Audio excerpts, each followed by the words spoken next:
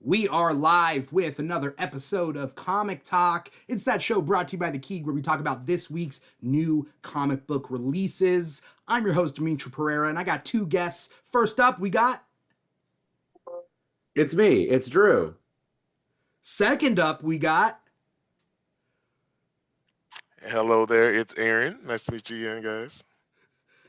And, we're trying something new, introducing everybody at the top of the show. Anyway, new comic books come out on Wednesdays at your local comic shops. Go to comicshoplocator.com, find a comic shop near you. It doesn't matter what the comics are, they come out every Wednesdays. DC, Marvel, Image, Mad Cave Studios, all the different comics, they come out on Wednesdays, and we're here with less than 24 hours to essentially read everything that we can and talk about it every Thursday at 5 p.m. Pacific, 8 p.m. Eastern, wherever you're watching and or listening. If you're watching us live, you're watching us on youtube.com/The Keeg Show, or listen to the podcast wherever you get your podcasts from, Apple Podcasts, Spotify, etc., etc. So, wherever you are at, let us know you're out there. Hop in the chat, like, comment, subscribe, follow.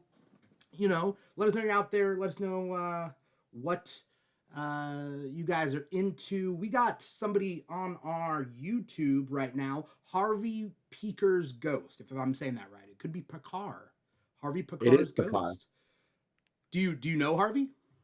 Harvey Picard. Harvey Picar's Ghost. We will literally list our whole reading list for today. So don't worry. We're going to get back to all those comics when we go through everything that we read this week.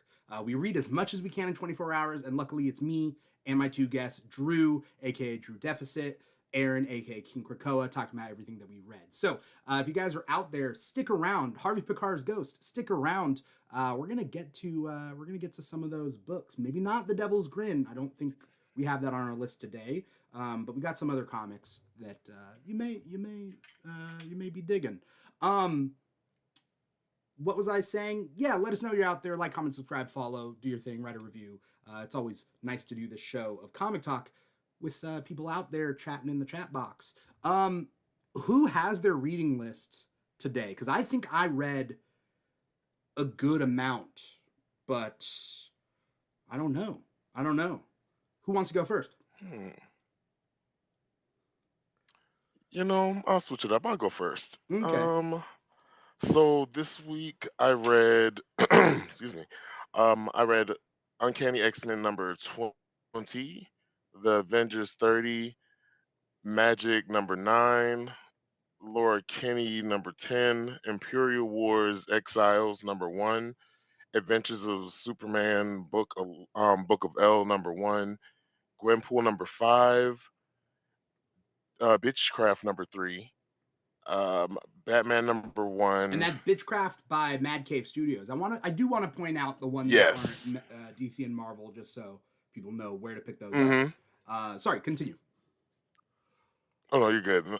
But yes, that one. Let me see. Witchcraft. Doctor Strange number 450, Mhm. and Absolute Green Lantern number 6. Nice. Yeah. Nice. Before we get to anyone else's reading list, Harvey Picar's Ghost asks a good question. And these are the hard-hitting topics that you should come to expect from Comic Talk, but also from Harvey Picar's Ghost grilling us in the chat. But Harvey Picar's Ghost, HPG as we call him, he says, "Do you not find it harder to properly digest art on a time crunch like that?" Because before that he said, you read as much as you can in 24 hours. That doesn't seem enjoyable. So that is actually a good thing. How do you guys feel about essentially the structure of the show, right? Like, comic books come out every Wednesdays. Like, if you wait too long to do this show, it's just going to be the next Wednesday, right? And at the same time, like, Right. what I try to do with the format of this show is have it so that, like, there are comics that would be on our list that we just don't get to in 24 hours, and then we read them over the weekends because we just enjoy reading comics. We're going to read comics anyway. We're going to talk comics anyway. And this show being 24 hours, like, we do what we can. And that's why we have 3 people on each episode Yeah. to cover as much as we can, right? Without feeling forced. But, like, Aaron, do you feel like you're rushed when it comes to like reading comics for this show? Hmm.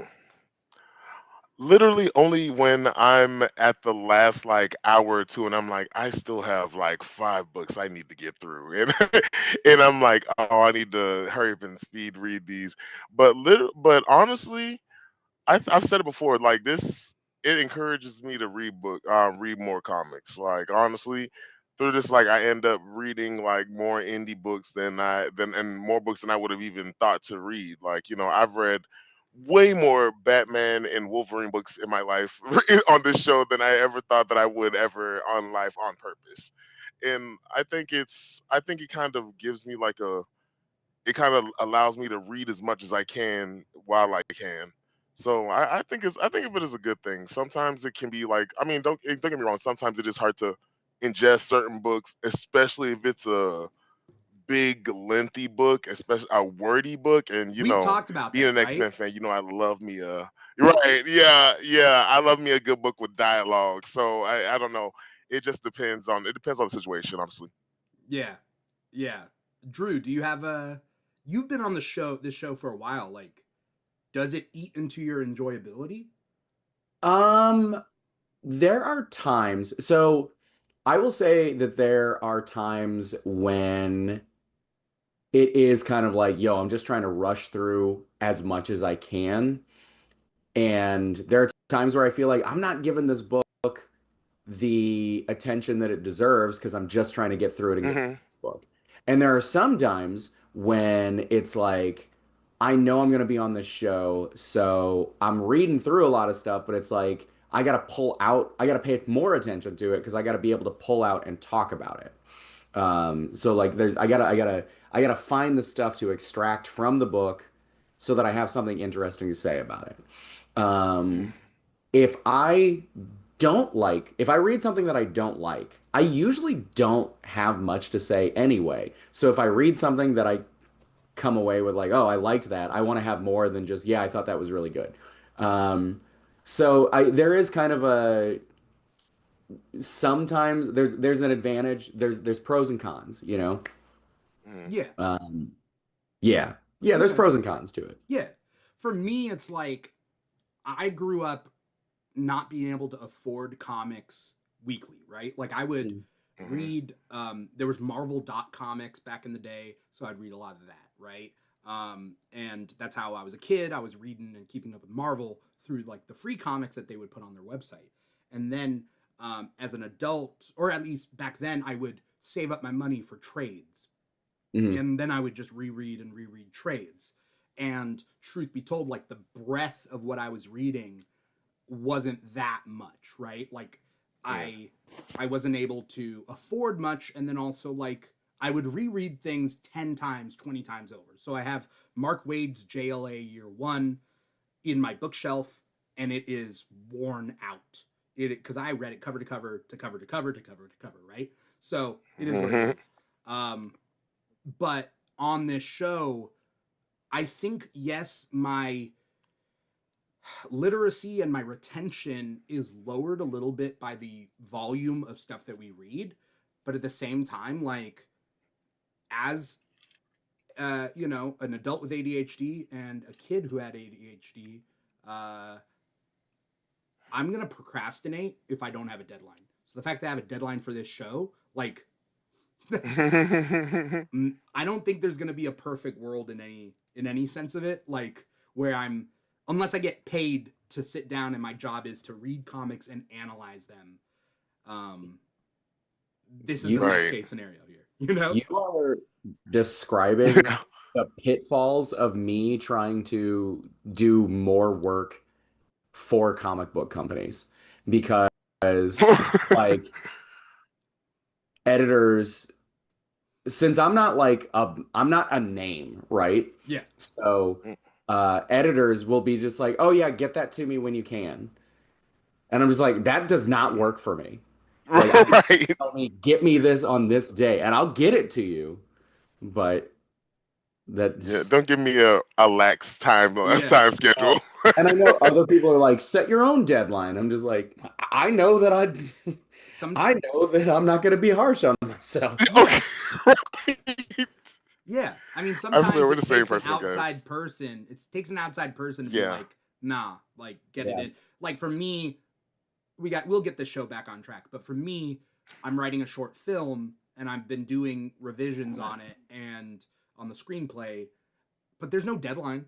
So technically I could take the next 10 Right. years to work on a short film. I don't want to, so I'm trying to like speed things up and like I- push myself yeah. to have revisions on it, but like it's tough Right. because the priority shifts if there isn't an outside like person or thing being like, no, this is the date. So it is what it is. Harvey Picard, I can't get to everything that you're writing in the chat, but I appreciate it. Harvey Picard's Ghost is bringing up a bunch of other like indie comics and that sort of thing. So let's go through our reading list and then we're going to touch on some indie comics that we read. But Harvey Picard's Ghost, HPG, if you have recommendations, write all the recommendations in our chat and we will we'll either go talk about it on the show or think about it to read for next time, all right, Drew, do you want to do your list? Or you want me to do my list? I will go ahead. Yeah. So I read Absolute Green Lantern number 6, Mm-hmm. Absolute Superman number 11, The Adventures of Superman, The Book of L number 1, Batman number 1, Cheetah and Cheshire Robbed the Justice League number 2, Everything Dead and Dying from Image Comics number 1, and Poison Ivy number 36. Nice. That is a good solid amount. For me, what did I read? I read Absolute Superman 11. I read Adventures of Superman Book of L number 1. I read Batgirl 11. I read Batman 1. Cheetah and Cheshire Robbed the Justice League 1. Imperial War Exiles 1. Uncanny X-Men 20. Avengers 30. Wolverine 13. Birds of Prey 25. JSA 11. Birds of Prey came out this week? I didn't think it was because I was looking on one site and it didn't, and then another site said it did, and it did. I forgot to call it out on my TikTok. I know That's on it didn't, and then another site said it did, and it did. I forgot to call it out on my TikTok. That's on my Birds of Prey is on my pull list, and they didn't have it at my shop, so they had it.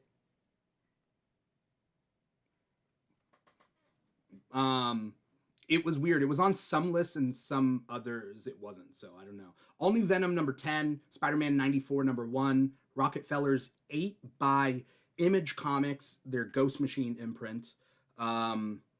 Sisterhood, a Hyde Street Story 3, which is also Image Comics Ghost Machine imprint.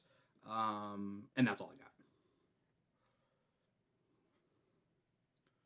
But yeah, League of Comic Geeks has Birds of Prey 25. yeah, you're right, it does. Yeah.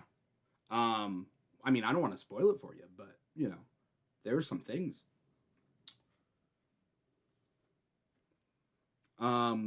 So here's the question. What is the pick of the week? Go ahead. I don't know. Ooh. This one's tough because this one's tough. I think should I go? You want me to go first? Yeah, go ahead. Okay, cool. Because I normally, Cheetah and Cheshire Robbed the Justice League number 2. I think that's what stood out to me the most this week. I read a lot this week. There were other good books out this week, but there is something about first things first. First things first. There's a lot of things that are great about this comic. The fact that it harkens back in my mind to like the Villains United, Gail Simone, kind of precursor to Secret Six. It kind of harkens back to that. I believe the art is the same artist. Yeah. Unless that's Dale Eaglesham. No, Dale Eagle. Wait, when did Dale jump on it? Did he do Secret Six or did he do Villains United? I can't remember, Yeah, but not this is not Dale. But the Nicola point being, Scott. Nicola Scott was the artist on Secret Six. Secret Six Yeah. for most of the run. Yeah. So this kind of harkens back to that. This is Greg Rucka writing it, and um, I love heists. I love the idea of putting a group together. You know, whether it's putting a Mhm. group together from scratch, these are the best candidates for the role, or let's get the band back together. I love that too, right? So, but we're dealing with such a different premise than what is normally in a straightforward big two comic. So, like, for example, a lot of big two comics, Marvel and DC, essentially the comic is the name of the character, and that's it. But this is so premise driven. Like, it's Cheetah and Cheshire, sure, but it's not Cheetah and Cheshire, the series. Yeah. It is very premise oriented. So they're putting together a team. They gotta do a heist on the Watchtower, but it's more than just the premise. Like, we're already like 2 issues in, and really it's a bunch of dialogue Mhm. and like characterization. And I don't know if you guys know anything. I didn't know these characters were friends before this, because Cheshire was on the Villains United team and on Secret Six, and then betrayed the team. I don't remember when they would have like teamed up, but like they're best of friends in this. I love it.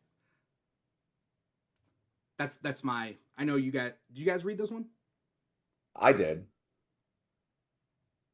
Aaron, you're muted.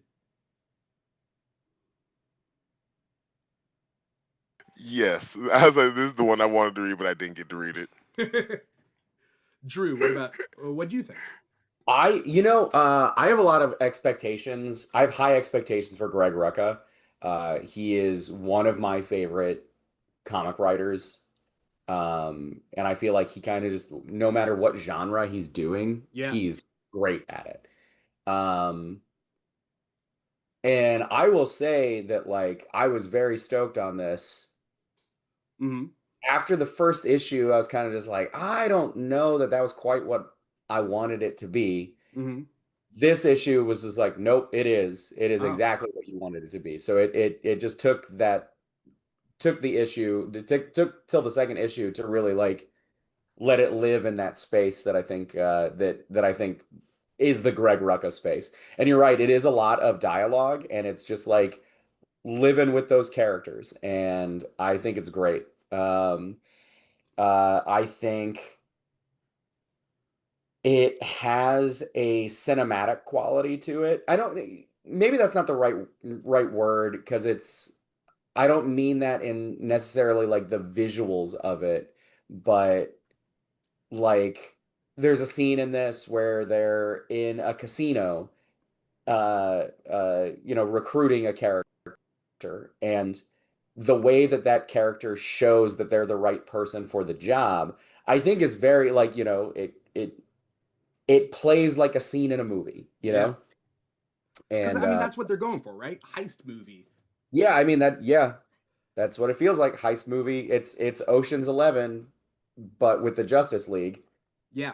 Um, I thought it was cool. I really like. They're not really characters that I'm super familiar with. Mm-hmm. The two leads, but I know them well enough to kind of care already. But the way that the book is like characterizing the two of them, putting them together, putting them in this situation, has been very enjoyable, and it's Yeah. very fun. Yeah. For me, the idea that they're like, look, we're putting the team together, but no megalomaniacs, no world dominators. We don't Yeah. need those type of people on the team, because they were like, we don't need the big guns, right? Like they were like, no Gorilla Grodd. They're just gonna turn on you Yeah. because they want to be alpha, right?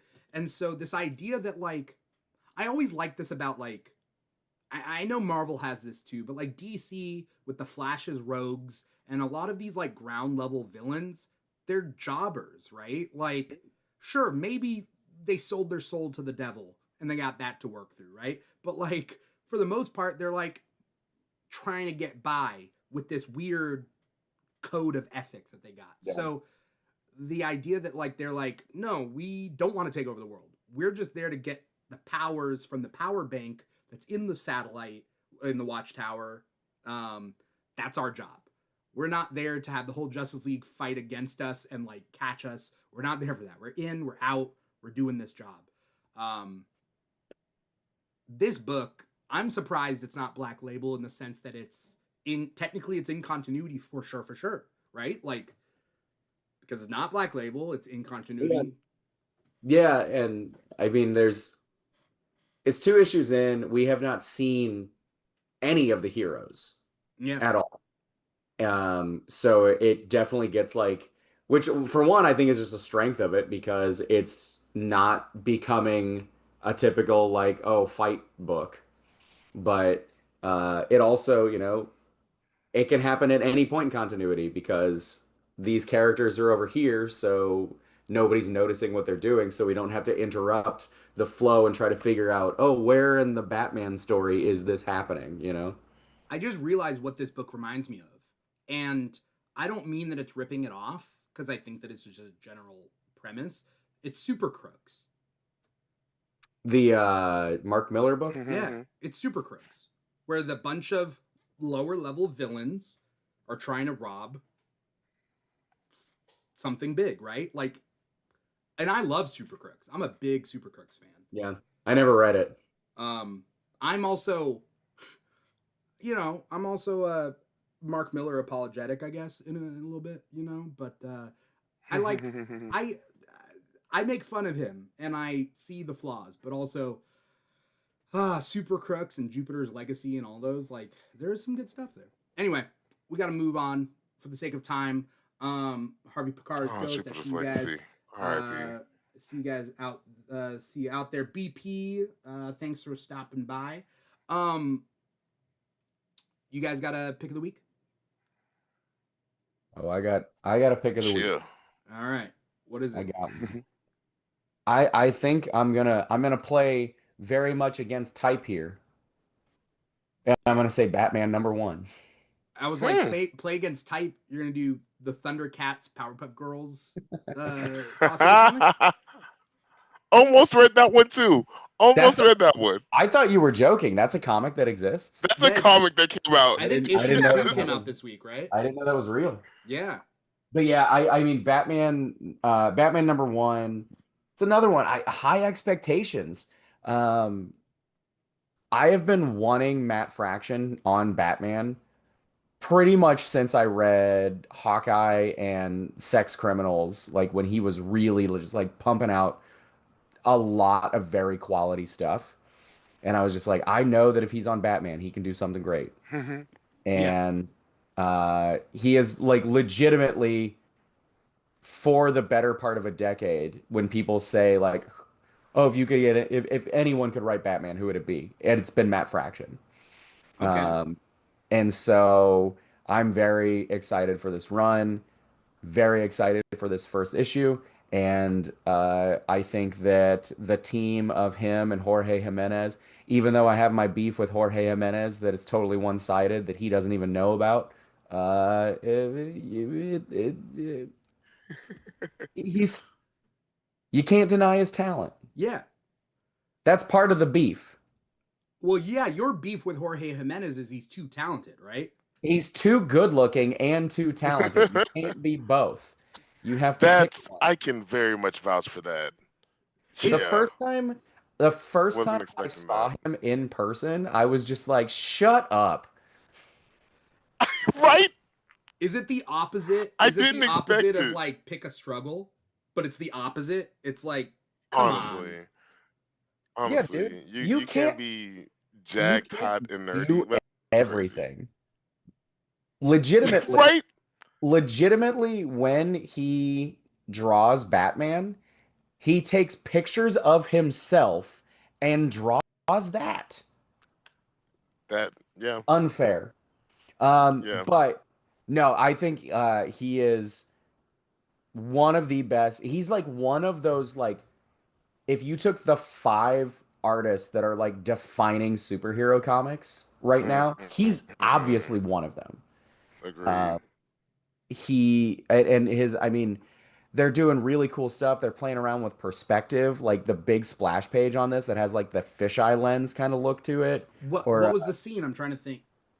it's like the third page when Batman is standing in the hole in the wall that Yeah, that Okay, uh yeah, I that remember Killer that one. Croc jumped out of, right? yeah, and it has that like curved look like it's a fisheye lens. And that's a really cool perspective. Um, I love like uh I love the layouts and the paneling. Hmm. The colors are awesome. There's there's a definite like there's a definite like visual identity to it. Yeah. That I mean, they're playing around with a lot of blue, both on like Batman's costume, and then there's just this Yes. recurring image of like this blue butterfly all throughout it, with Yeah. like, and the butterfly is very much like a thematic element Mm. to at least this story. And the way that they've structured that they say they're going to structure the Batman book for the remainder of Fraction's run is that there is an overarching story, but every issue tells a complete story, like on its own. So, So this one is um, Killer Croc's yeah, little escape. we get this story of Killer Croc's escape, and then we get a little cliffhanger that tells us what the next part of the story is going to be like, and so it's just very episodic. Um, we kind of get to check in with some of the major players, Jim Gordon in the beginning. We get some Robin in there. We By the way, get that's Tim at the end, right? yes. Because I know Damien and Tim are both going to be Robins in this new run. So Yeah. cool, great. I had to judge it Okay. by because they've aged Damien up so much, but then also refused to let Tim age that I can't Yeah. tell body That wise. part. I can't tell Yeah. Right. body wise like And who's that's what's different. killing me.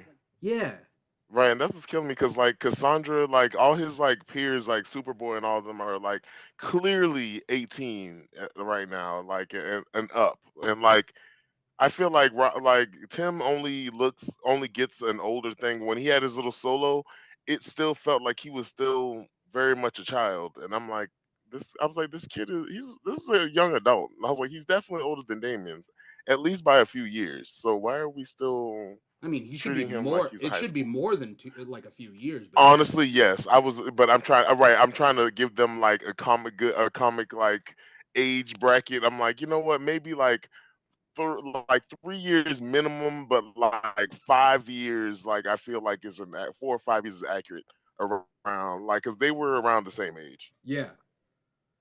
Uh, the vinyl casket. Happy Thursday to you too as well. Um, Harvey Picar's Ghost. We are doing a lot of like big two comics, but we went through our list earlier and we did mention the comics that weren't big two that we will be talking about in this episode. But we read what we can, we read what interests us, and then people who want to follow along can follow along. The thing about this Batman issue is what I think is funny behind the scenes is that technically there are two Batman ongoings right now because the Jim Lee Jeff Loeb Hush 2 has not finished yet. And it's gotten Yeah. so delayed. The last issue was in July, and the final two issues are going to be in October.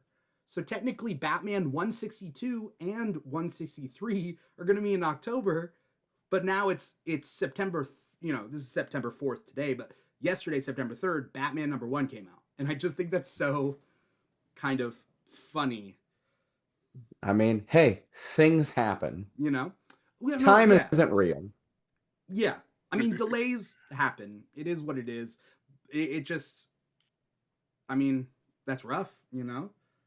Um, but yeah, BP out there in the chat says just looked up Jimenez. Damn, he is fine indeed. Yeah, Yeah. it's not fair. Yeah. It's crazy.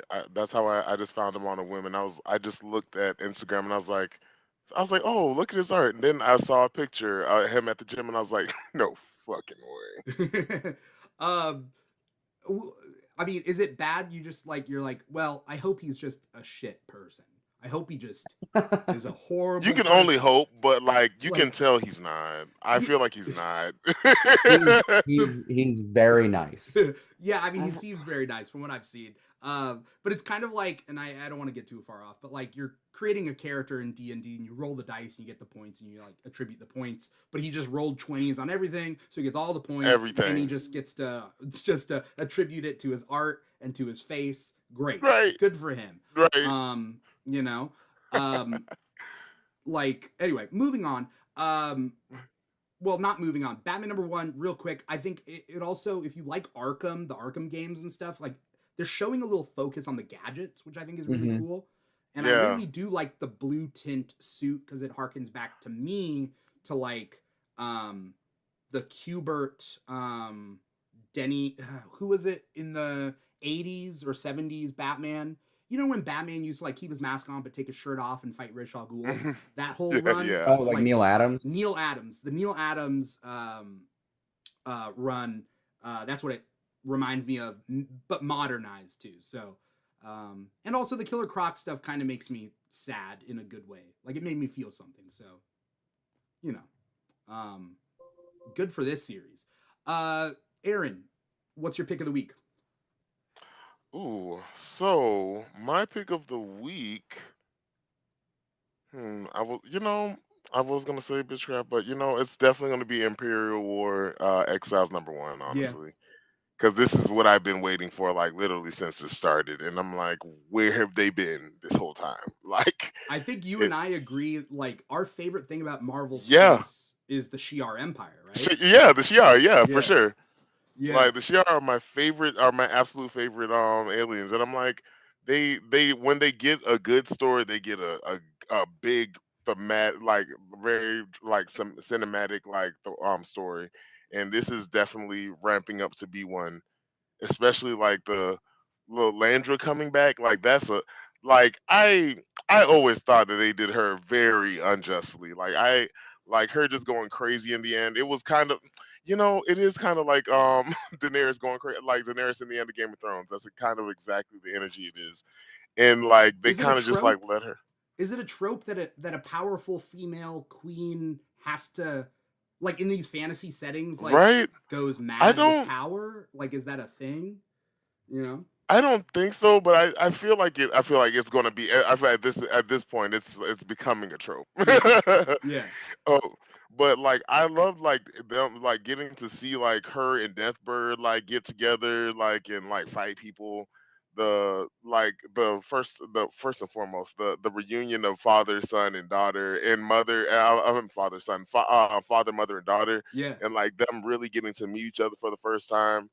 Like that whole story was honestly exactly what I needed, and I was like, where is the land? Like this whole thing basically kind of started like with Professor Xavier leaving to go and like try to save her, and then we get nothing for 3 issues, and then we get exiles, and I'm like, okay, I'm just gonna power through because even though I came there for like Xavier and everybody, I love a good like a space war and like political, like I love me a political one, like yeah, especially when it comes to the Shi'ar. So like I am loving what they're doing with what's happening and the framing of everything. yeah. So yeah, I don't that's gonna definitely be my pick. I thought that was definitely real good. Real Yeah. good stuff. It's also cool that like Lalandra's back. Xavier is meeting his child for the first time. I love Deathbird, even though she's a villain, but also like, Yes. but she will stand up Sh- for Xandra specifically. Like she will Yeah. fight with her sister, but she'll fight for her She, niece. You know? exactly. She loves her niece. Exactly. She's treated her like she like that was her daughter. And I love like I've grown to love her ever since like she took on like, her as her guardian. Like I'm like this I was like this is the death bird I guess everybody's been waiting for cuz I Yeah, like her. I like her training her. yeah. She reminds Um, me of like a more bitchier Emma Frost kind of. I feel like they would be friends or worse enemies, kind of in a way. yeah, okay, yeah, yeah, yeah. Um, those are our picks of the week. Now, obviously, we read a bunch of other stuff um, from everything that we read. So we will do our best to get through everything before time is up. Any Drew? I know that you read Everything Dead and Dying #1 from Image Comics. Yeah. What brought you to this? Because I know they're going for a specific vibe, specific look from this cover. I didn't know I what it was mean, about. You brought it up, and I looked into it. I didn't get to read it though. I try to check out most image #1s when I can. Um, I am really bad about like looking at what's coming up in the next couple weeks, and like paying attention to file and order cutoff unless it's a creator who like I follow their stuff somewhere. Right. Which is not the case for either of these creators. I know Tate Bromble because he's doing Batgirl, and Oh, yeah. I know Jacob Phillips because I mean I did not read like that Texas Blood and the spinoff of it, but I'm a huge Brubaker and Phillips fan, so I know Jacob Phillips because of his dad's work, Mm. and um, I saw, it was really just a combination of it being an image #1, the title is really catching. Yeah. I love anything that's gonna make me sad, and it doesn't sound happy. So, and then Jacob Phillips being the artist. So, yeah, and I picked it up, and I liked it quite a bit.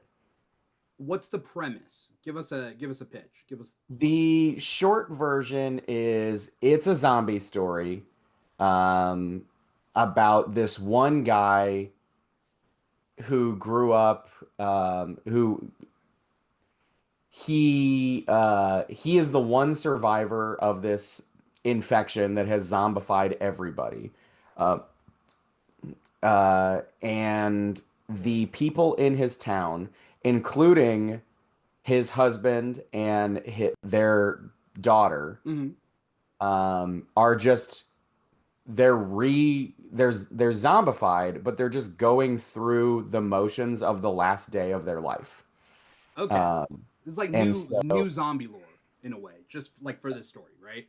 kind of, yeah, yeah, Huh. yeah. And so he does what needs to be done. He does, that's it's out in like farmland. So he goes to his farm and he like tends to the stock and, you know, tends to the crops and stuff like that. But everybody else in the town is just working off of like muscle memory essentially. And they're just going through the motions. So every day he wakes up to his zombified daughter like jumping into bed with him.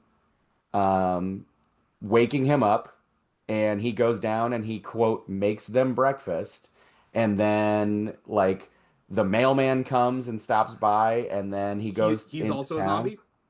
Yeah, everybody is except the main character. Oh, okay. um, but it's cool because it kind of sets it up. At first it just plays out like nothing is different, like there's no, he's just, it shows us the characters as if they're not zombified, and then you realize that this is just like his memory of that day. um and but there's also like it goes in and out of like he's just kind of so used to this is his normal, that he's seeing it as if they're just having like he has conversations with the zombies because he has nobody else to talk to, and Yeah. so he you're seeing how they would have responded, but uh Do they it's eat it's all people? it's all in his head. Do they eat people? Are they um dangerous? I haven't seen any of them I was necessarily. just gonna ask that. That's the big concern, right? When it comes to zombies. Yeah, I think it's because they're not like undead, they're just it's more like a 28 days later sort of situation where they're just infected with something that is making them act this way. And yeah, they're not like attacking people or anything like that. They're just going through the motions of what their normal life was like on that last day. Okay. But then, of course, something threatens it, and that's the story. Um, and yeah, I thought it was really cool. I feel like, post Walking Dead, the television show Walking Dead, Yeah. we were so oversaturated with zombie stuff that it was just like, give me something new. I need something new. Yeah. Um, and so I'm not super into zombie stories anymore. Um, but when you put a different spin on it, I'm interested in it. A good story is a good story no matter what. Hmm. Yeah. For sure. Okay. So would you And recommend? what's that story called again? What's It's called Everything Dead and Dying. gonna be reading that one? It was really cool. I liked it a Okay. lot. Um, it for me, like, a story really sticks with me if you can, like, sure, deliver a new, it's like a premise that's unique and everything like that, but and like kind of out there. But if you can make it a heartfelt story, that's really gonna get me. And Yeah, that is what they're going yeah. for here. This is I mean, it's very clearly using the zombie story as it is a story about a guy who cannot move on from this terrible tragedy. And, Right. you know, any normal person who can move on would leave his now dead husband and daughter behind and go live in a Mm, new town because he was the lucky one, but he doesn't right. understand why he was the only one in this town who didn't get infected. And he doesn't want to leave this behind because of, I don't know, maybe he also is just going through the routine and he doesn't know how to like give up the routine of being a dad and Hmm. being a husband, and so maybe it's a story about he's the one who's actually like undead because he's frozen in time. Yeah. Or, you know, maybe it's all a metaphor for when you just can't let things go and you can't move on. Yeah. Or maybe it's just an interesting zombie story. Okay. It's like Last of Us if we stayed with like the gay couple with Ron Swanson and Yeah. everyone. Yeah, I mean it very much is that. And I would be very surprised to find out if it was like not semi-inspired by that story. Honestly, yeah, I can see Like it. like the him being like a gay man is very important to the plot of the story because he grew up in a town, like it's part of it is that he grew up in this town that did not accept him for being gay, and he just Mm, stuck it out anyway and he survived there, and then eventually everybody came around to him and his husband, and so that's one reason why he doesn't want to leave, is because he's just like, I stayed here regardless of this town's views of me. I'm not going to give that up because I feel like I right. fought for this space. Exactly. I love that. Okay. Hmm. Well, shit, I'm definitely gonna read it now. God. Aaron, Yeah, tell us it's about the it's books really you are good. reading, though. Ooh. Okay. Okay. Okay. So. The one of the next book's Bitchcraft by Mad Comics. I thought it was really good.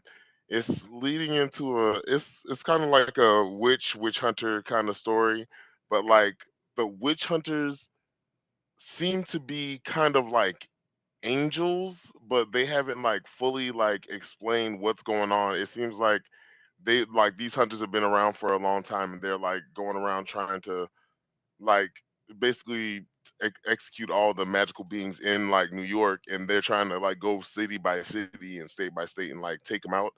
Mm-hmm. And it's up to these three queer witches to try to defeat it and try to figure out what's happening. It's it's also it's one of those stories where I feel like it's this issue was kind of confused because I'm like, this is building up to something that's going to make sense later on. Cause like that's what I thought about the first issue, and then like after I read the second issue, I'm like, okay. it's something that's gonna. I was like, okay, that's why they waited for this. But I like where it's going. It's different. It's that's all I can say. It's different. It's queer. It's magic. All I right. like it. I'm glad that you're still sticking with it because I remember that when Yeah. you talked about issue 1 when it first came out, Mm-hmm. and like, cool part about this show is that like, yeah, you guys have been on this. I can kind of like be like, oh, this is your vibe, yeah, all right, Right. yeah, Right. And this, this and you said it before. This book kind of, describes me to a T. Honestly, it's it's exactly everything, what I want. yeah, it's Queers and everything that you magic. like. Right. Queer, black, and magic. It's honestly amazing. Yeah. Did we all read Adventures of Superman Book of L issue number 1? Yes.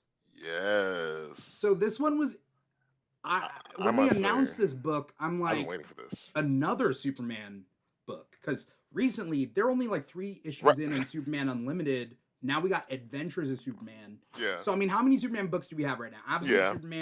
Superman, Action Comics, Superman Unlimited, Adventures of Mhm, mhm. Superman. That's 5. I mean, mean, and then there's also like Batman. there's the Kryptonian, the Kryptonite, Black Label book. Yeah.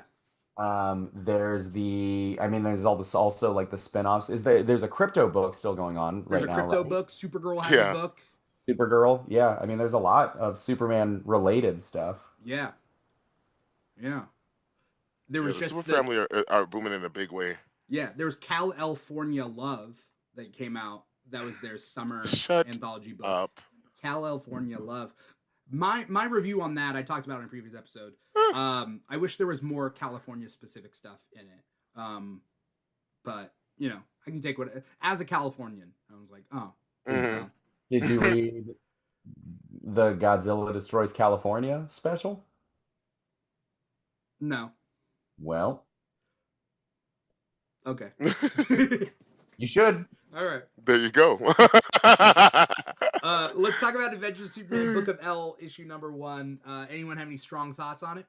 I got so many strong thoughts on it. All right. My main strong thought is Philip Kennedy Johnson writing Superman is just the secretest of secret sauce. In like, it's not a secret, but like he just knows how to make Superman work so well. And I love that Yeah. this is a continuation of the War World story because I was singing that book's praises like crazy when he was writing it. It is, yeah, I mean, it's just I loved the world building for Warworld, the like Mongol being a title and this whole like religion, and then there's this entire like culture of Kryptonians that we've never really heard about Yeah. before. Like it's just there's so much thought going into it, and yeah, I continue more of that just makes me really excited. Right. Yeah. I mean, I forgot that Philip Honest. Kennedy Johnson did the War World Saga, right? So, the War World Saga is one of my favorite, recent Superman stories of all time. Like, I think it's gonna be an iconic run in the future, if not now, like in the future. Yeah. It's gonna stand the test of time. So, I didn't put 2 and 2 together that like, oh, we're revisiting some of those storylines in this book with the 2 twins who their names always escape me. It's Osul and Otho. Yeah. Okay. Otho, yeah. Otho and Osul, and they are Clark's adopted kids. And they're from Yes. Warworld, and they're not technically Kryptonian, but they're like Kryptonian cousins, like Philosians. Offshoots, yeah. Yeah, Philosians, yeah. Philosians. And so it's nice. Right. I think they're like offshoots of Kryptonians, right? Yeah, they split. Well, kind of like Daxamites. Daxamites are also Kryptonian related. Yeah. So Daxam, Krypton, Philosia are all relatives of each other. And so I just like the super family. I just love the super family. So Yeah, here's hoping it doesn't divert too far from that formula, because this might be the only book we get the honestly, super yeah. family in. You know? Yeah, I hope this stays because honestly, I've been waiting for like you can tell this is the beginning of like the House of L kind of thing Yeah. that they were doing like a few years back. And I've been like that book it was what made me like want more of the like read more of the action comics and like more of the super family because I'm like this is amazing. Like I don't like that was the first like House of L. I read that book cover to cover like and more than once. And like seeing what the family could grow into and what they are and like the Blue Lantern and the Superman twin, the Black Superman twins, I was like I like these guys.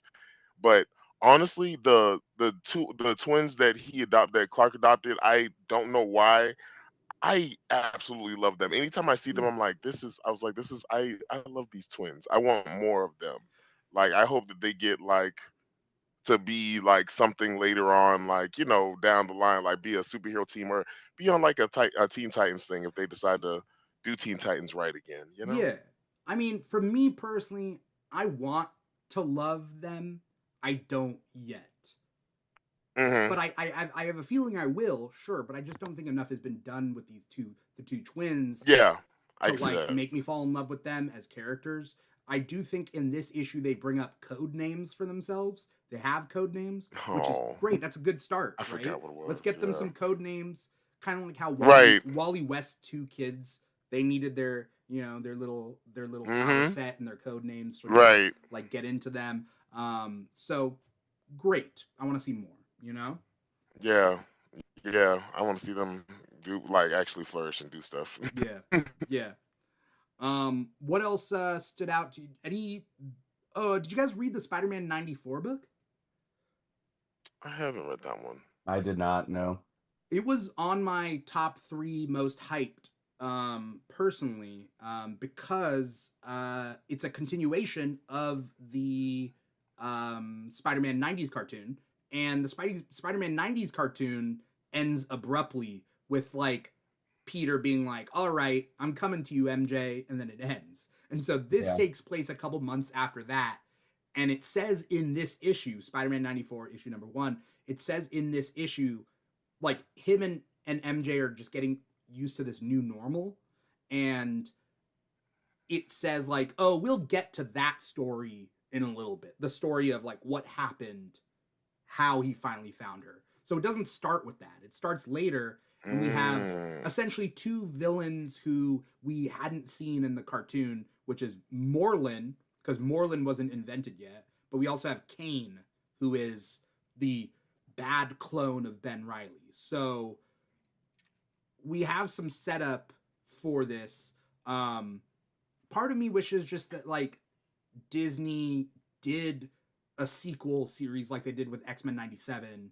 Just do another cartoon instead of doing this like Spider-Man thing. But Yeah. I imagine that I mean, this is like of course they're testing to gonna see do it. if there's That. interest, like Yes. yeah, For because sure. they did an X-Men. I was just gonna bring that up. yeah, Yeah, an They X-Men 92 comic. Yeah. they they did did that It was a comic cute little before they comic. did before. the cartoon. Yeah. Mhm. So who I thought this I was can see. interesting enough, but it wasn't exactly what I wanted. But like, Right. I think it played it Right. safe a little bit. But we'll see. We'll see what happens in issue number 2. Um, Mhm. uh, Aaron, do you read Uncanny X-Men number 20? Yes, I did. Yes, I did. Because you like I Ransom, right? honestly, yeah, yeah, I like Ransom. I think he's my favorite one out of the new Outliers.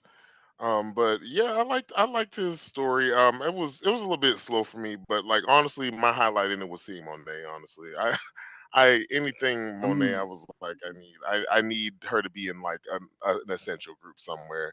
yeah, But yeah, I thought it was kind of slow, but I thought it was a good little it was a good comic for him, especially for him, honestly, with him like with the his cousin being like a part of a anti-mutant cult, something like Yeah. that, which is crazy that you would ask for help. Like, yeah, Yeah.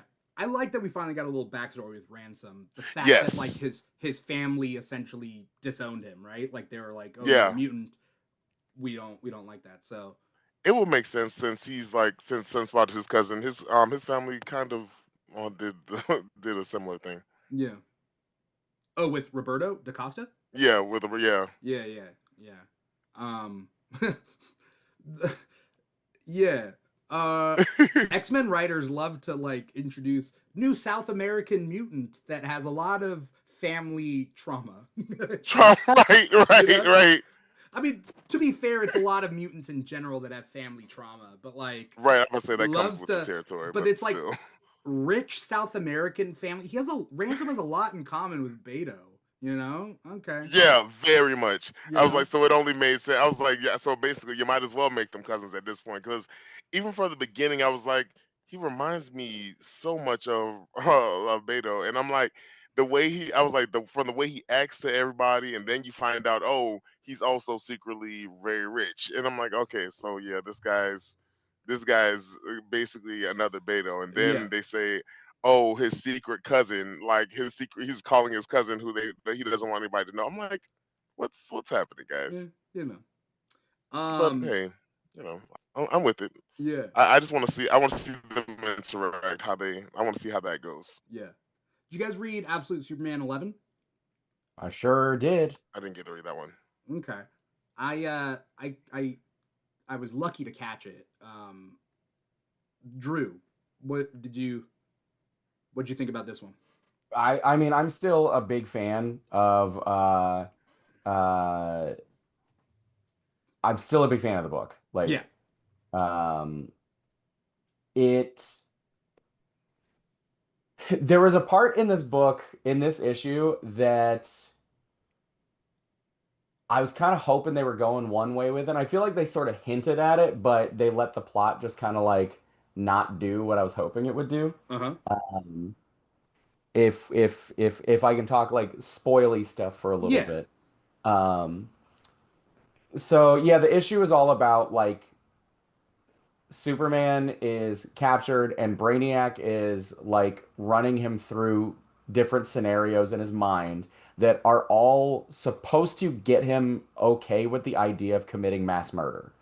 And um, the Brainiac in this version, like the absolute Brainiac is like making different versions of himself to be his helpers, and he is like super frustrated with the fact that like he cannot get this version of Superman. He can't get Superman to kill him in any of these like mental scenarios. Yeah.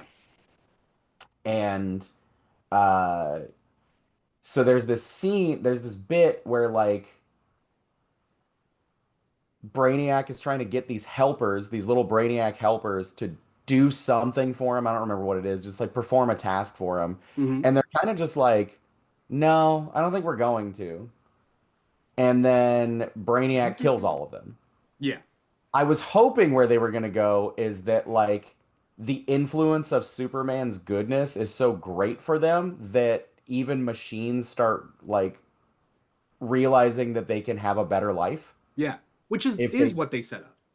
it's yeah, Hmm. but they're setting it up and it's like, oh, that would have been a cool payoff, but this Brainiac just kills all of them before the point can be made. So it's like it's kind of subtextual, but I would have liked for it to have been like where the story goes. Yeah. Yeah. Okay. Um I just thought this issue was a little bit of a slower issue. It definitely is. Not I a mean, bad one, but it is, and it's just continuing, like, it's really just there to kind of help us understand what is it, like, the means by which this Ra's al Ghul is is going to be enacting his plan and what Superman's purpose in that plan is. yeah. That's literally the whole issue. But I liked it. I enjoyed it. Yeah. I mean, it's always good. Okay. All right. Let's we'll start picking up the pace as we close up this episode with the a million books left on our list. Did anyone read Batgirl? Mhm. Batgirl issue 11? I haven't yet. Aaron? No, No. I like it. Now no, I had I'm somebody so on my behind. TikTok saying that they're essentially like murdering the character of Shiva, like it's character assassination, right? And Dude, I think there's a payoff. I'm reading between the lines on some of this. I don't think this character is related to Batgirl in the specific way they set up. I think it's a red herring. I don't think so. That's all I'm gonna say. I just listen, I haven't read it, so I can't comment on the issue, but I will go on the record. This is being recorded, so it is on the record. If you use the phrase character assassination around me, your opinion is garbage to me. It doesn't mean anything because you're just making shit up at that point. Like I that stuff infuriates me so much because character assassination is a real thing. It's something they do in the Mm, media, which is where like I want you to not like this real person. There is no such thing as right, character assassination in fiction. exactly. There isn't any. That's just a way of saying you're doing something I don't like. Stop reading the book. Just stop reading the book. That's all you got to do. And then the Yeah. character is no longer assassinated. To be fair, this person didn't actually say character assassination. I guess I'm putting that into their fingertips as they're typing. But they did say the author was doing damage to Shiva, and that Shiva fans will tell you that But he is treating Shiva terribly. how so? Well, okay, so the premise of this, at least from what How so? Like, I I don't mean, know the specifics she's. of their stance, but they did introduce a character that, spoiler alert for Mhm. Batgirl 11, they introduced a new character that is the son of Bronze Tiger and Shiva. And so it is Cassandra Cain's half Oh, brother, okay. but the way I'm seeing it gets introduced as this is Batgirl's half brother. I think he's the son of Shiva's sister, who they introduce in flashbacks. I think it's a red herring. I don't think he's Cassandra's half Mm. brother. I think it's Cassandra's cousin. That's what I think. Because it just the timeline doesn't make sense for a lot of I this. was like, I don't think there's anything bad about that. Shiva being Hmm. pregnant twice, I'm gonna say, it does make sense to me. yeah. I mean, well, I mean, she solely had Cassandra to become a weapon for the League of Assassins. So Yeah. I mean, who says she wouldn't have one more to try to get it right to get the kinks out? Yeah, but in the flashback, Bronze Tiger is romantically involved with her sister, and then her sister dies. And Richard Dragon, I think it's Oh, Richard okay. Dragon who is involved romantically with Shiva. So, you know, it is what it is. I like this book. I like this book a lot, and I like that it's Okay. exploring the martial arts side of DC Comics, which used to be a genre back in the day, right? Yeah. Like the idea, like Marvel had Shang-Chi Yeah, and like Iron Fist, and then DC Comics had Richard Dragon, Iron and Fist, like, all of them. like both companies had their kung fu comics essentially. So I like that this is dipping a little Hmm. bit into that. All right, we got to do quick reviews. You read Poison Ivy 36, Drew? I sure did. Aaron, did you read this one? Mm-mm. No? Okay. Drew, tell us about Poison Ivy real quick. No. Poison Ivy continues to be one of my favorite books coming out from the big two each month. It's just such a great little exploration of a villain. Right now, what's going on with it is that essentially, you know me, I'm like the guy who's always going to try to find like the uh, connection to the real world in my superhero comics. Yeah. And basically what is happening now is they've turned Poison Ivy into a social media influencer, but instead of a social media influencer, it is a group of eco-terrorists who worship her. Okay. and she's letting that kind of go to her head. Order of the Green Knight, right? Is Yeah, the that what it Order of the is? Green Knight, a group of, dare I say, well-meaning people who are just trying to save the world from climate change and pollution and everything that causes that. Um, and yeah, they prop up Poison Ivy as like this central figure of what may be a cult.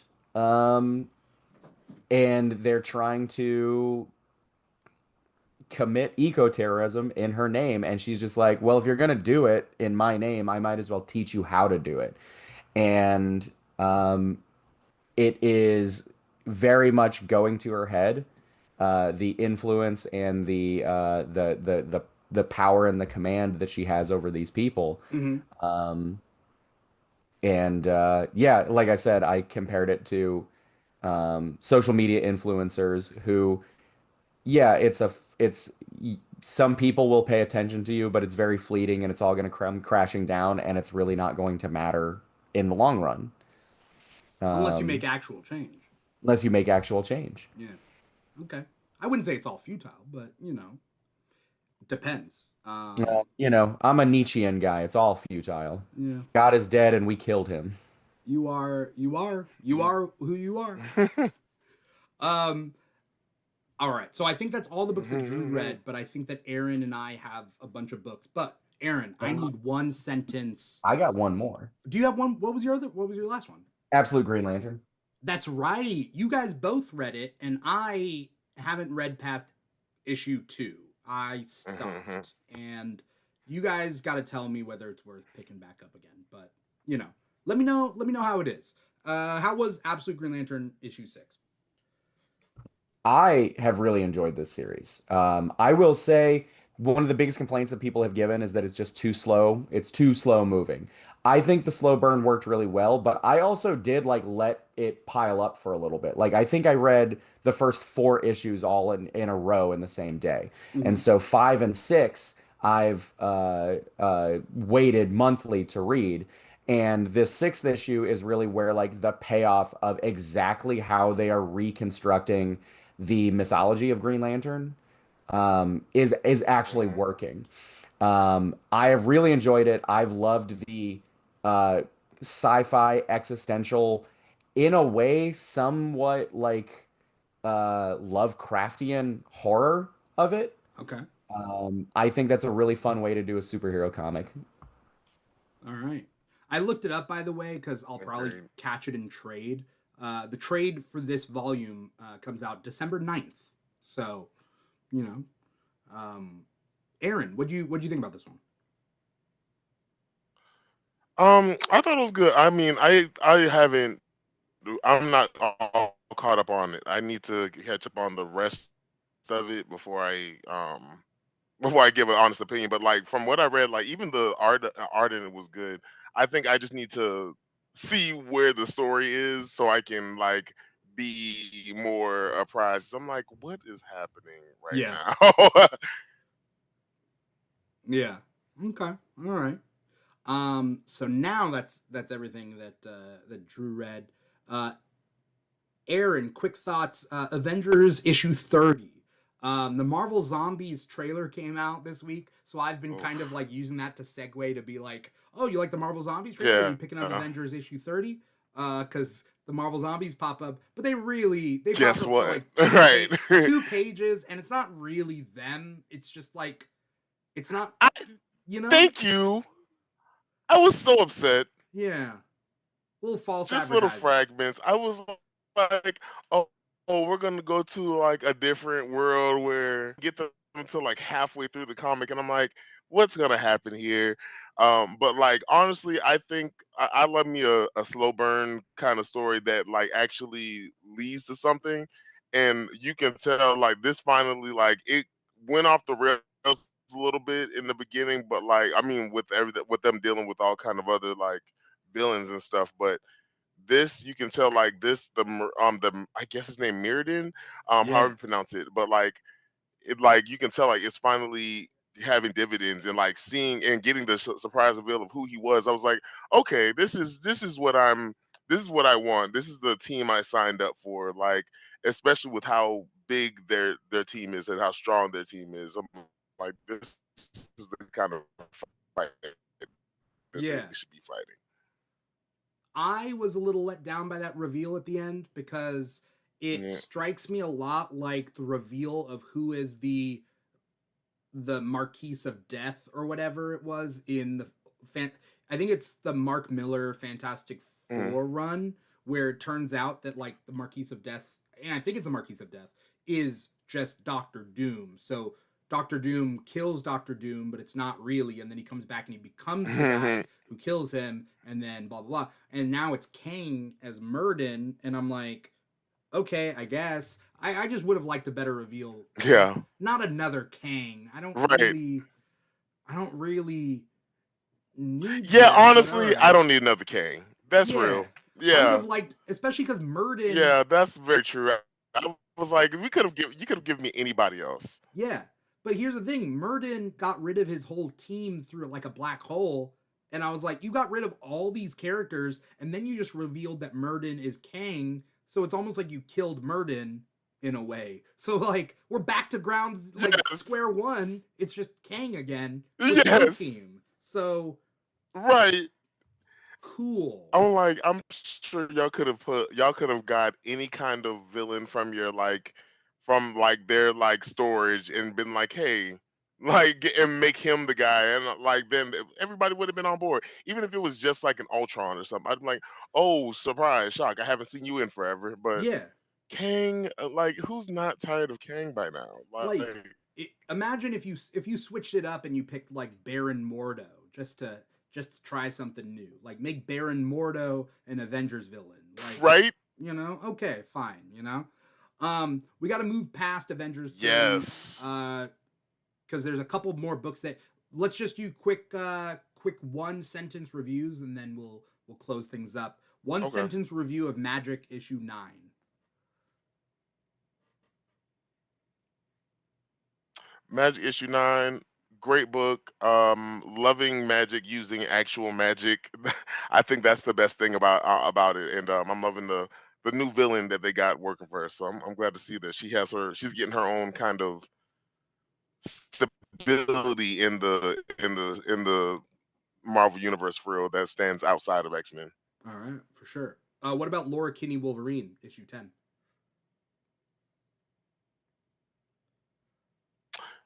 Like that one. I'm just glad to have Gabby back. Honestly, I've been looking for her since Krakoa fell. Like Yeah. I've been wanting to see what she's been doing. And honestly, I like that we're getting this little like I always like when they go on little adventures together. Her and her sister kind of just like doing the little buddy adventures. I can't wait to see I want to see them get more into that. But hopefully I want to see a Deadpool crossover again though.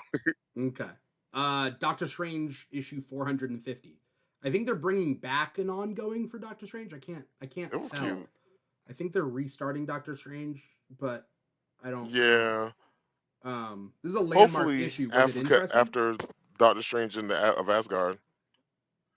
It was just all right to me, honestly. Like it was like an anthology. It's all different stories, and like some of the stories are entertaining. But yeah, I was ready to see what happens really after him becoming the Sorcerer Supreme of Asgard. Yeah. But it was a cute little book, though. Okay. What about Gwenpool issue 5? It finishes off this miniseries. Yeah. Oh, this is the ending of it. It was nice. I like to see more like Weapon X stuff, and I like that like we're getting to see more of her story. Like seeing her as a ghost was kind of crazy. Like, but like I thought it was cool little moment for her, I guess. All right, for sure. And then last Hopefully but not least, she I doesn't think disappear in the ether again. did you read Amazing Spider-Man 11? Oh yeah, oh yeah. Fuck, I did. Yeah. This this is Forgot about that. Yeah, this is issue 11, it was Legacy good. number 975. Yeah, Oh, let me know. I didn't read this one. hmm the little like the second guy, Simbi, I think his name was. I like the little adventure. I kind of want him to stay on there. I kind of hate that. Like I'm like he has like a little sidekick, and well, besides Spider Boy, but does Spider Boy still exist anymore? You Yeah, know? he does. Spider Boy's still around, but he just finished his series. Spider Girl has her own series, but okay. I think that's it for Aaron's list, and then I got a couple more just to really quickly go over. Wolverine issue 13, I thought was a Yeah. really good standalone sort of issue. It's supposed to lead in. I mean, it's not supposed to lead into Age of Revelation, but that is what's coming next. So, it was just kind of a standalone thing. It was, I think, a really good issue where Wolverine becomes a mob boss essentially, and that's kind of how it works. Birds of Prey issue 25. We get a little backstory on Ink. So if you didn't know, Ink from Batman Beyond is in the present day with the Birds of Prey. How? You got to read this issue to Oh. find out. We also got JSA issue 11, which kicks off the Ragnarok story arc right now. If you like the Justice Society, finally everybody's like back in one spot. They're going to go up against the Injustice Society. If that's your jam, go for it. I didn't have any problems with this issue. Enough happens in it to be interesting. All New Venom issue number 10. I am a big fan of this run. I am a fan of the art. I'm a fan of Mary Jane Is it good? having the symbiote. I think it's new and it's different. And in this issue specifically, they go over how the symbiote is essentially an abused lover of Eddie Brock, and how that they have that relationship that Oh yeah.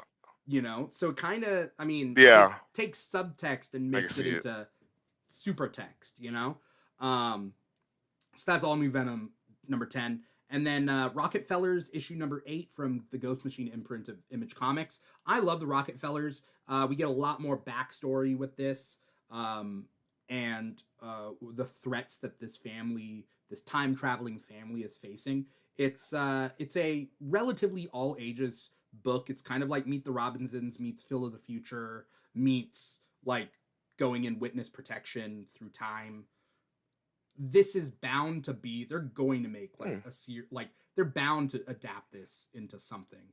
I just feel like it's written in this way. It is Phil of the Future.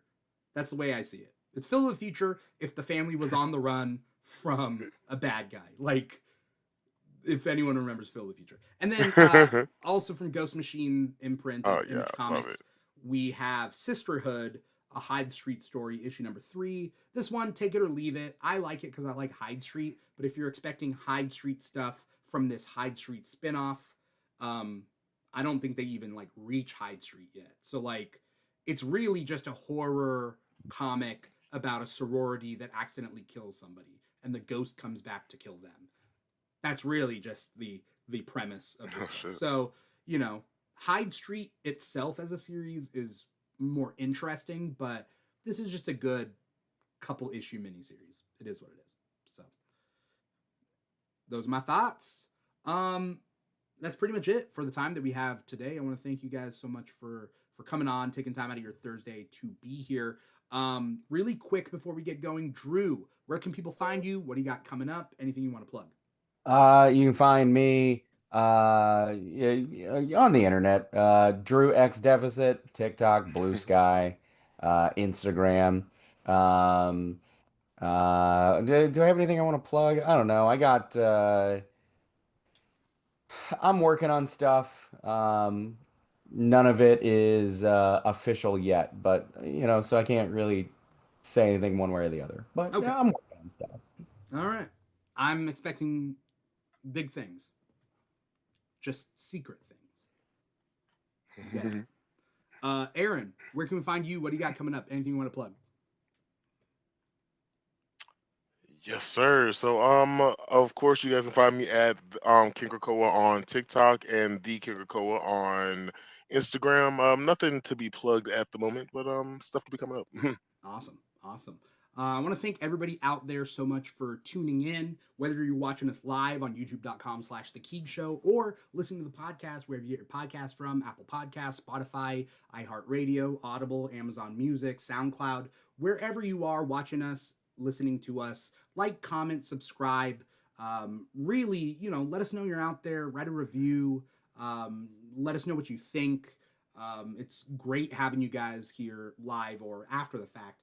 Shout out to BP in our YouTube chat. Shout out to Harvey Paykar's Ghost. Shout out to Sarah Zitney, who is, longtime guest co-host of some of the other shows that we do on the Keeg. Sarah is reading Batgirl, so, great taste, great taste. Shout out to the Collector P. Shout out to Cody Collects Comics, the Vinyl Casket. A lot of really awesome people drop by, so thank you guys so much for coming out. Now, if you want to follow Comic Talk is part of the whole Keeg channel, so if you want to follow the Keeg is on social media at The Keeg Show, on TikTok and Instagram. Those are our two biggest ones. We're also on like Blue Sky and Threads and all that at The Keeg Show / The Keeg Show. Wherever you can find The Keeg, we are at. So Comic Talk is just one of the many shows that we do every Thursday, 5 p.m. Pacific, 8 p.m. Eastern on YouTube and on podcasts. But we also do other shows where we talk about comics and movies and TV shows and whatnot. So follow us online. Wherever you have social media, you will find us. Support your local comic shops. Go to comicshoplocator.com, find a comic shop near you, support your local comic shops, pick up any of the comics that we talked about today, any future comics, any past comics, support your local comic shops, and support your local public libraries. There's a lot of things that we got to show support for out there, and also each other, the comic community. Let's stay, positive. I spat when I said that. Let's stay positive, like suffering fuckachash.